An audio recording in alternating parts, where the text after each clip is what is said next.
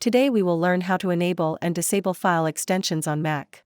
The first step is to select the desired file whose extension you wish to disable. Go to the File tab and click on Get Info. You will see a window showing the name and extensions.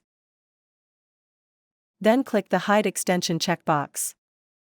You can now see the extension of your file is gone.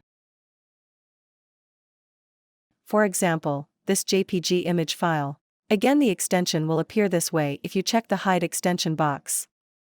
Now, you can do the same thing by pressing a shortcut, Command+I. The same window appears and our extension was hidden, so uncheck the checkbox and the extension will display on your image. It will hide again if you check the checkbox.